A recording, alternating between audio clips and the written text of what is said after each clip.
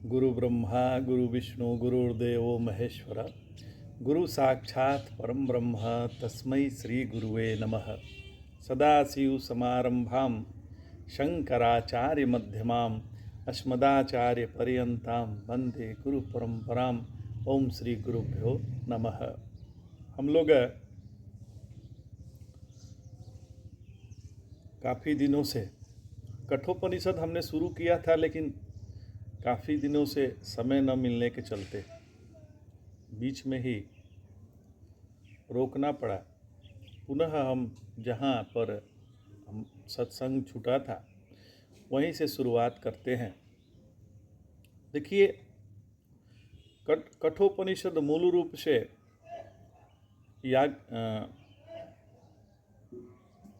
आपके नचिकेता और यम का संवाद है। नचिकेता कौन है? एक कुशल साधक है। साधक का सारे गुण नचिकेता में हैं। जो साधक में गुण होने चाहिए वो नचिकेता में है। और यम ब्रह्मनिष्ठ गुरु हैं, ब्रह्म को जानने वाले हैं, श्रोत्रिय हैं, ब्रह्मनिष्ठ हैं। तो देखिए, कठोपनिषद में जो रथ का रूपक और परम तत्व के बोधन का प्रयोजन बताया गया है उसको स्पष्ट करते हैं कि रथी जो है वह जीव का सच्चा स्वरूप तो सच्चित आनंद स्वरूप ही है। मतलब वह पूर्ण है, भूम रूपता है। पूर्णता के ज्ञान से ही रथी सीमित अपने आप को मान लिया है, अपने को नाम रूप वाला मान लिया है, अपने को उपाधि वाला मान लिया है। पूर्णता के ज्ञान से ही वह सीमा समाप्त हो जाती है। जब वह जान जाता है कि मैं वही पूर्ण का ही एक अंग हूँ, अंग क्या, मैं पूर्ण ही हूँ, ऐसा जब वो समझ आता है तो सीमा समाप्त हो जाती है। नारायण आत्मा की स्वाभाविक पूर्णता समझाने के लिए ही उपनिषद के रथ रूपक और भीतरीपन की चर्चा हुई।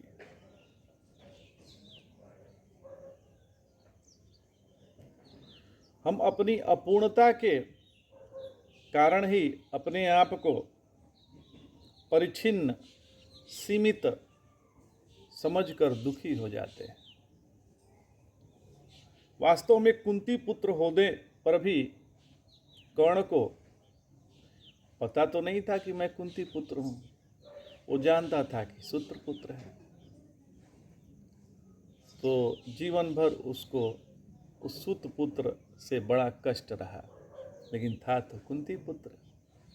ऐसे ही यह जो जीव है वो तो परमात्मा स्वरूप है। अपने आप को देह मान लिया, अपने आप को परिच्छिन्न मान लिया, अपने आप को नाम रूप वाला मान लिया तो दुखित हो गया। इस प्रकार नित्य सिद्ध पूर्णता का ही ज्ञान से लाभ होने के कारण यह पाई हुई पूर्णता हाथ से निकलती नहीं है। यह जान जाए कि हम ये हैं। जैसे उसको पता चल गया कि मैं कुंती पुत्र हूँ तो उसको सारे दुख उसका मिट गए। यह सुस्पष्ट करने के मंत्र ने कहा, एष सर्वेषु भूतेषु गुणोत्मान प्रकाशते दृश्यते त्वग्रया बुद्धया सूक्ष्मया सूक्ष्मदर्शिभिः।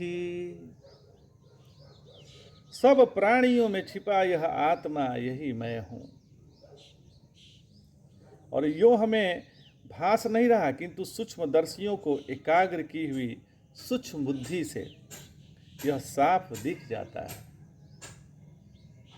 इसका संग्रह करते हैं, आत्मा सभी देहों में मौजूद होने पर भी भ्रांति से छिपा है। अतः अपने समग्र रूप में भासमान नहीं है। जो समग्र रूप में मैं भासमान नहीं है। जिसने अपना स्वभाव बना लिया है सूक्ष्म को देखने का, वह एकाग्र की हुई अपनी सूक्ष्म बुद्धि से इस आत्मा को अवश्य देख सकता है। अब जैसे आत्मा को तो कोई देख नहीं सकता, अब इसका अनुभव कैसे करेंगे? तो मैं हूँ यह कभी प्रश्न उठता है, या मैं नहीं हूँ ये भी नहीं उठता है। मैं तो हूँ ही, यह हमें पता ही रहता है। यही अपना स्वरूप है। स्वयं को देखने का यही वो है कि हम हैं।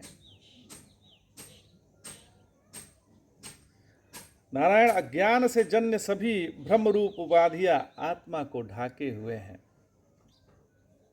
वहां नेति नेति करके हटाया जाता है कि ये नहीं, ये नहीं, ये नहीं। इसी से उसका स्फुट अवभास नहीं है। और सारे शरीरों में सच्चाई एकमात्र आत्मा है, किंतु उसका संपूर्ण भान न होने से हम खुद को पूर्ण सत्य तत्व न समझकर उपाधियों में ही सीमित कर लेते हैं। यहाँ श्री गुरुदेव भगवान कहते हैं कि हम समझते हैं कि मैं मनुष्य कर्ता भोक्ता आदि मैं ही हूँ, और मैं रूप से आत्मा भास तो रहा है, लेकिन अपनी समग्रता से मैं नहीं भास रहा है। तो इसका समग्र भान के लिए साधक पहले अपना स्वभाव बनाएं सूक्ष्म को देखने का। इसलिए पूर्व में क्रम बताया था कि स्थूलतम से एकाएक सूक्ष्मतम पर दृष्टि नहीं पहुंच सकती, पर धीरे धीरे अधिकाधिक सूक्ष्म को देखते चलें तो सूक्ष्मतम भी दिख सकता है। इस अभ्यास से ही बुद्धि में सूक्ष्मता आएगी। बुद्धि में सूक्ष्मता आनी आवश्यक है। इसके लिए वैराग्य अपेक्षित है। स्थूल में राग रहे तो सूक्ष्म देखने की प्रवृत्ति नहीं होती। स्थूल शरीर में जब तक राग रहेगा हम सूक्ष्म नहीं देख पाएंगे। यद्यपि सुख ज्यादा देता है, तथापि सुख का ग्रहण करने के लिए अपेक्षित योग्यता पाने के लिए काफी मेहनत करनी पड़ती है। कोई भी सुख के लिए मेहनत तो करनी पड़ती है। इसलिए सूक्ष्मदर्शी वही होगा जो वैराग्यवान है और अधिक सुख की इच्छा से कम सुख को छोड़ने की हिम्मत रखता है। ऐसे व्यक्ति की ही बुद्धि एकाग्र होती है।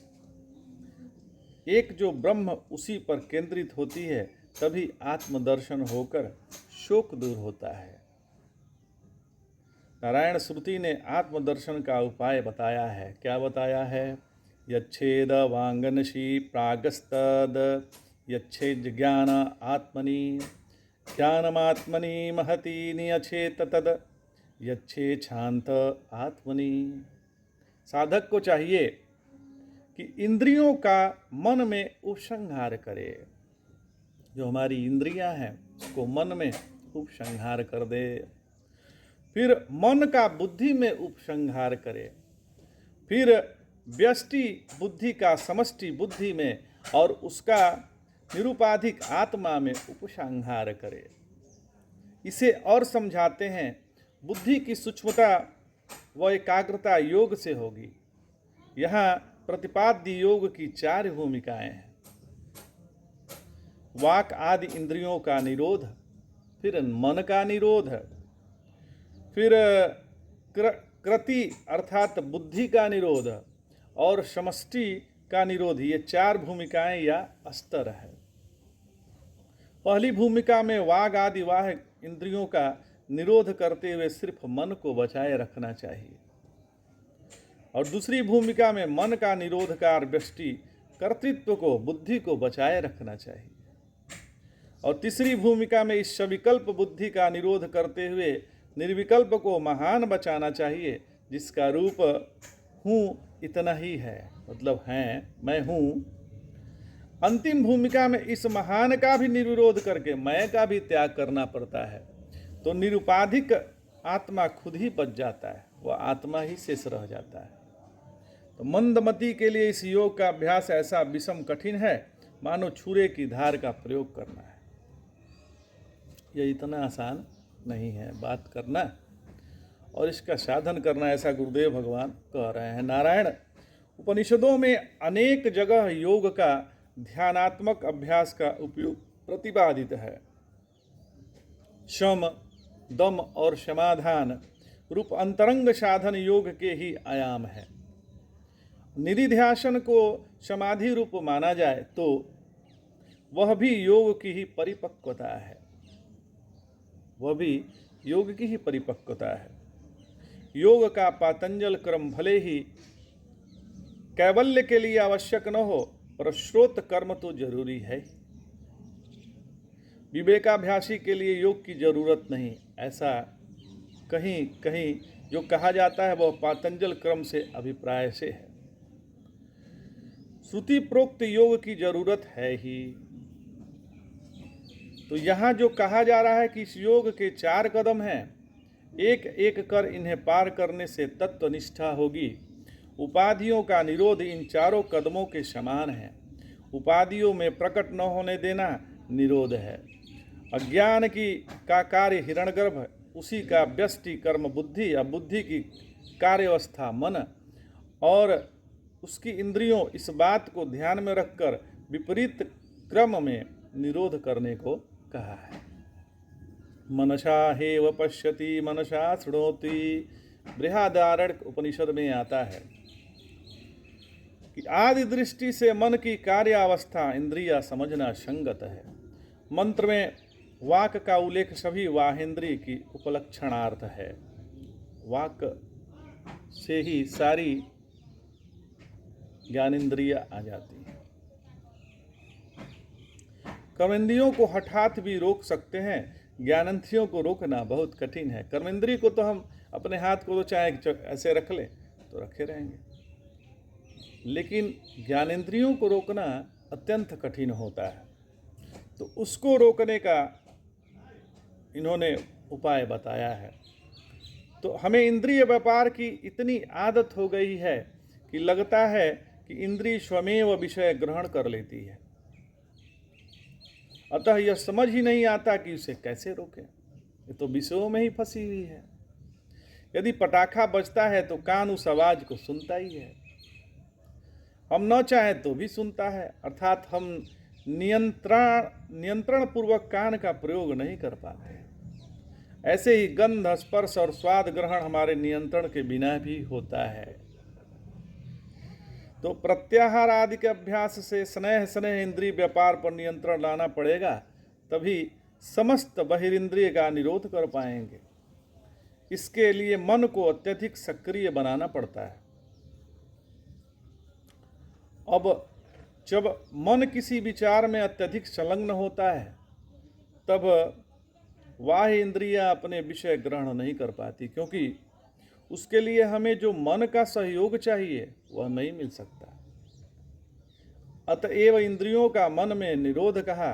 मन को छूट देकर चाहे जो सोचने से यह निरोध नहीं होगा, वरन किसी खास विचार में सक्रिय करने से ही हो सकेगा। तो आज इतना ही महाराज। जय जय शंकर, हर हर शंकर, नमामि शंकर, भजामि शंकर, नमः पार्वती पतये, हर हर महादेव।